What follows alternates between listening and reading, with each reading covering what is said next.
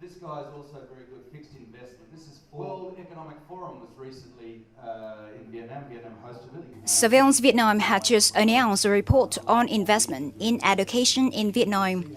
Accordingly, Surveillance pointed out that in the period of 2014-2017, an average of 1 million Vietnamese workers moved from agriculture to service and industry every year. Urbanization will continue to expand at a rapid pace, and national education development will be a top priority for improving workforce skills and increasing productivity.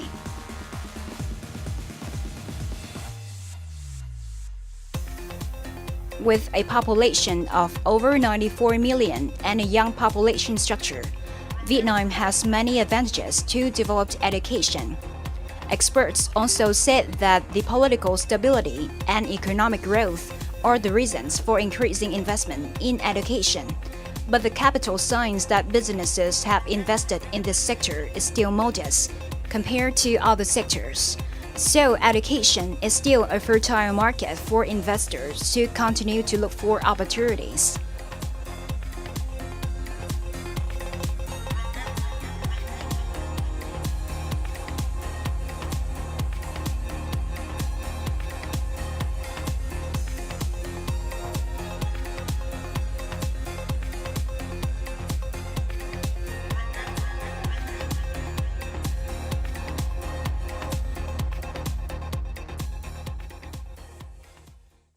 Greetings from Vietnam on VTC10 NetViet.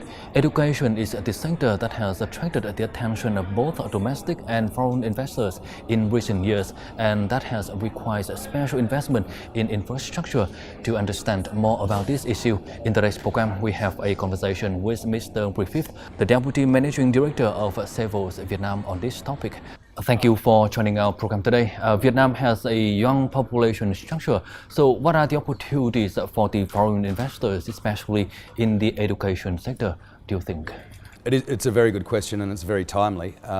So Vietnam does benefit from a wonderful age structure and a wonderful age pyramid. And this is actually where we have the tension on the education at the moment. So in order for Vietnam to remain competitive, particularly in the future amongst this innovative world, we need the young population to be educated with very appropriate skills. And so I think this is a very important juncture in the evolution of Vietnam's education sector. So it has to be the appropriate skills for the future.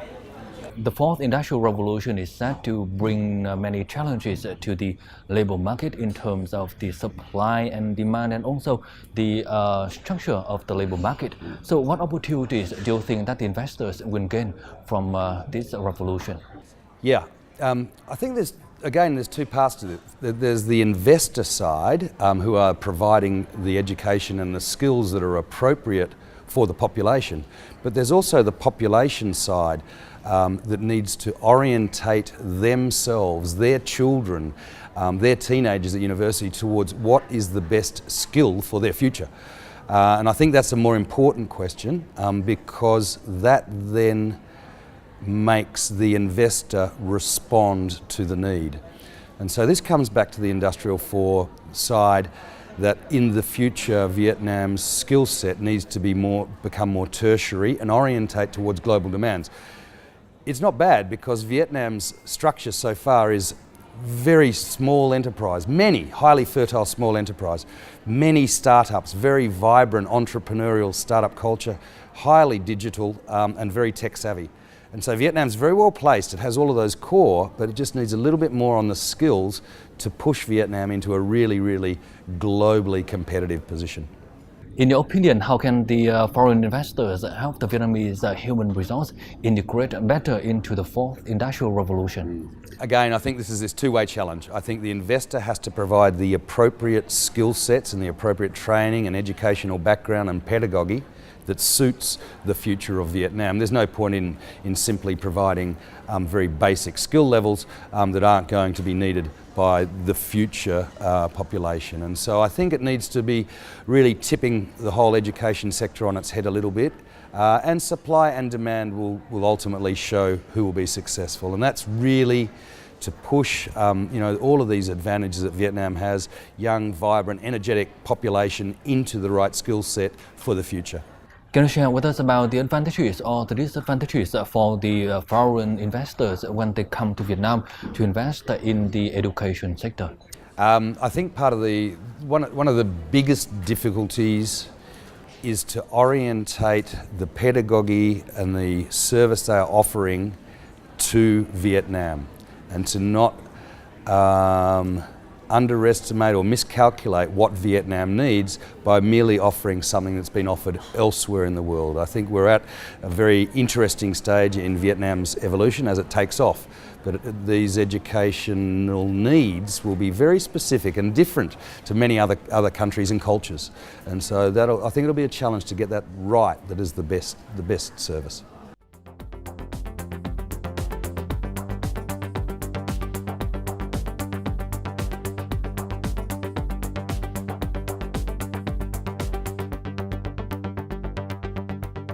According to the planned network of universities and colleges up to 2020, the total size of tertiary education will reach about 2.2 million students. Striving to 2020, the country will have 224 universities and 236 colleges.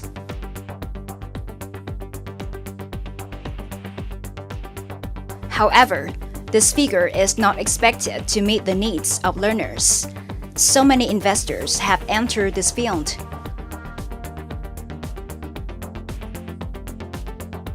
Many M&A transactions have appeared, such as the Cognitor Education Foundation's acquisition of Ho Chi Minh International School and Saigon Pearl International School. The North England Education Fund acquired the British International School. The USA Investment Fund TPG acquired the Vietnamese Australian Language Bilingual School, and with the appearance of many new schools in various fields. We work very closely together, Vietnamese teachers working with our English teachers.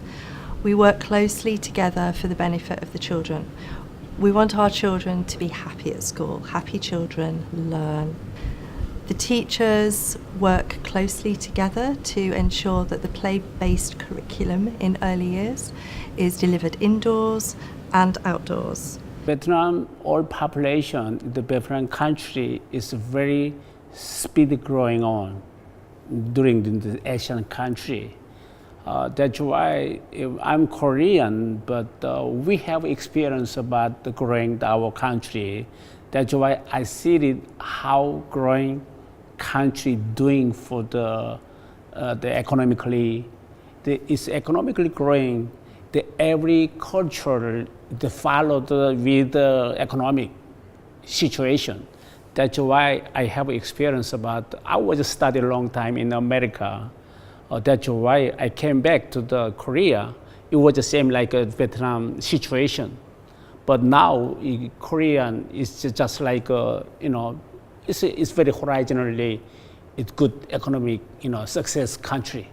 That's why I'm thinking that Vietnam is follows the Korea.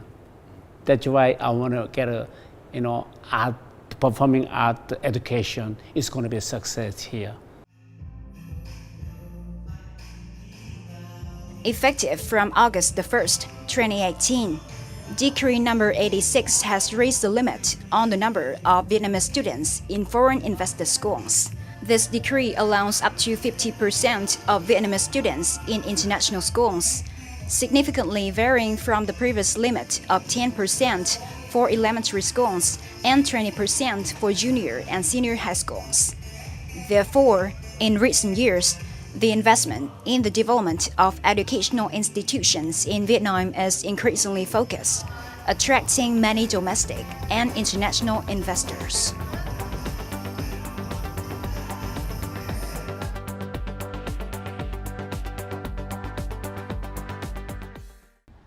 The resolution number 86 allows to increase the proportion of Vietnamese students in the international schools. So what would you have to say about this new resolution? Yeah, I think this is a really practical solution because it will do two things. It will allow more international school operators and so that will ultimately make the cost of an international education more modest and affordable, but it also allows more Vietnamese students into these establishments, and therefore hopefully will promote greater international standards and skill levels. We're at the very beginning of this journey, and so that landscape, particularly with the new decree, is uncertain. And so there'll be different business models that will be proposed. Some will be successful and some will fail.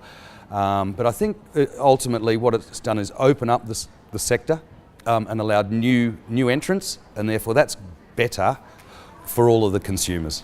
When the foreign investors or the domestic investors invest in the education sector in Vietnam, what impact do you think it will have on the property market? It's actually it is an interesting question, because in many cases master plan approval for large new urban areas, for mixed-use developments, have always had an educational requirement set aside. So the government's been already doing this for a long time.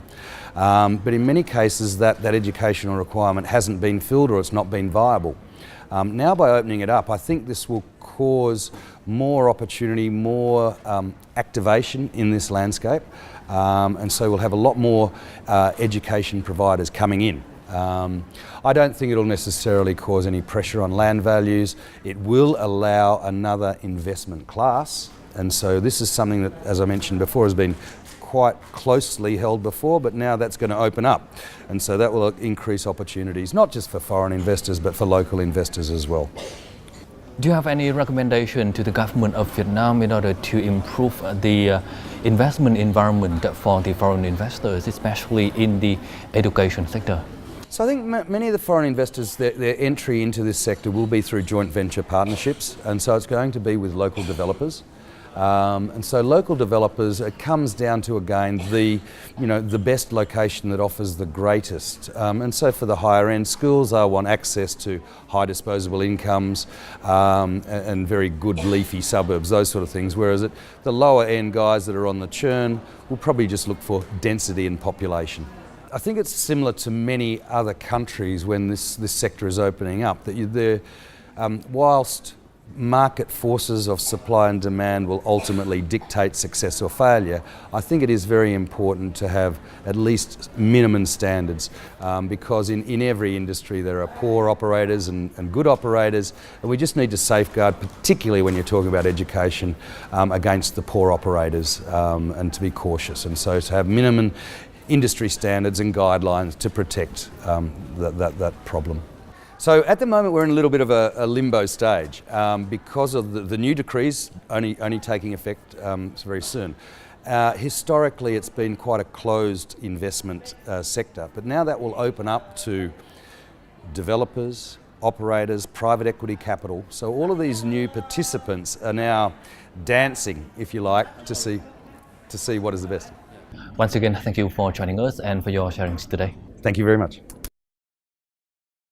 And that's all we have for this episode of Strength Vietnam today. For comment and feedback, don't hesitate to write to us at strengthvietnam@netvietttv.net. Thank you for watching, and goodbye for now.